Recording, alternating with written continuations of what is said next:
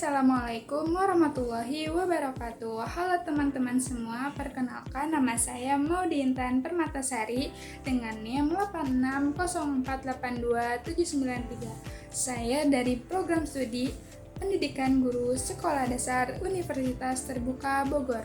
Video kali ini saya akan melengkapi tugas 2 mata kuliah Filsafat Ilmu yang membahas tentang filsafat ilmu di dalam pendidikan. Selamat menonton semua. Tentang filsafat ilmu di dalam pendidikan. Filsafat ilmu di dalam pendidikan mempunyai peran yang sangat penting karena membantu memahami tujuan, cara, dan nilai pada proses belajar. Jadi, pendidikan bukan hanya menyampaikan materi saja, tetapi juga membentuk cara berpikir karakter manusia. Yang pertama, kita bahas tentang bagaimana sih filsafat ilmu mengawasi dan memperkuat eksistensi keilmiahan serta nilai-nilai di dalam pendidikan? Yang pertama yaitu memperkuat eksistensi ilmu pendidikan. Filsafat ilmu ini membantu menjelaskan bahwa ilmu pendidikan salah satu disiplin yang memiliki objek kajian, metode, dan tujuan. Pendidikan tidak hanya praktik mengajar di kelas saja, tetapi memiliki teori dan penelitian ilmiah yang menjadi dasar perkembangannya. 2.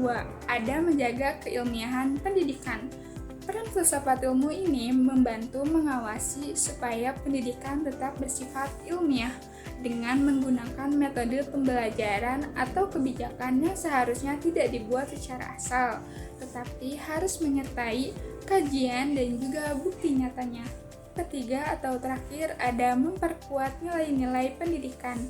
Di sini pendidikan tidak hanya mengejar kecerdasan akademiknya saja, tetapi membentuk moral, etika, dan karakter. Dalam filsafat ilmu ini membantu pendidikan supaya ilmu yang diberikan tidak dapat disalahgunakan, karena pendidikan harus menanamkan nilai tanggung jawab, kejujuran, dan kepedulian sosial. Kita bahas ke pembahasan yang selanjutnya, ada pendidikan memperkuat perkembangan filsafat ilmu. Pendidikan yang bermakna akan melahirkan pemikiran yang baru. Saat peserta didik belajar berpikir kritis dan memecahkan masalah, filsafat ilmu ikut berkembang karena muncul pertanyaan dan gagasan baru tentang ilmu pengetahuan. Contohnya, perkembangan teknologi pendidikan membuat para ahli berpikir kembali etika menggunakan teknologi di dalam pembelajaran. Jadi, pendidikan dan filsafat ilmu saling berkaitan. Pendidikan membutuhkan filsafat ilmu sebagai landasan berpikir, sedangkan filsafat ilmu berkembang melalui praktek pendidikan yang terus berubah dan berkembang. Pembahasan yang ketiga, mengapa sih filsafat ilmu dapat disebut dengan pisau analisis atau ontologi, epistemologi, dan aksiologi di dalam membedah persoalan-persoalan pendidikan? Jadi, kenapa sih filsafat ilmu bisa disebut dengan pisau analisis? Karena digunakan untuk membedah masalah pendidikan melalui 3 aspek. Yang pertama ada aspek ontologi. Ini membahas tentang hakikat pendidikan dan tujuan belajar. Yang kedua ada epistemologi, membahas tentang cara memperoleh ilmu dalam metode pembelajaran. Yang ketiga ada aksiologi yang membahas tentang manfaat dan nilai ilmu bagi kehidupan.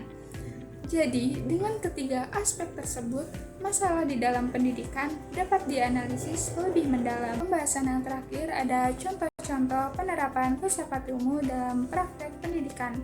Yang pertama ada dalam kebijakan pendidikan. Kurikulum Merdeka merupakan contoh penerapan filsafat ilmu karena menekankan pembelajaran yang berpusat pada peserta didik. Kebijakan ini didasarkan pada pemikiran bahwa setiap siswa memiliki potensi dengan cara belajar yang berbeda-beda. Yang kedua, proses pembelajaran. Guru menggunakan model pembelajaran diskusi, proyek, dan pemecahan masalah supaya siswa bisa aktif mencari pengetahuannya sendiri. Hal ini sesuai dengan pandangan konstruktivisme yang percaya bahwa pengetahuan dibangun melalui pengalaman belajar siswa. Jadi kesimpulannya, filsafat ilmu menjadi dasar penting dalam pendidikan karena membantu pendidikan tetap ilmiah, bernilai, dan memiliki tujuan yang jelas. Dengan filsafat ilmu, pendidikan tidak hanya menciptakan siswa yang pintar, tetapi juga memiliki karakter dan juga tanggung jawab. Demikian materi yang bisa saya sampaikan. Mohon maaf bila ada kesalahan. Wassalamualaikum warahmatullahi wabarakatuh.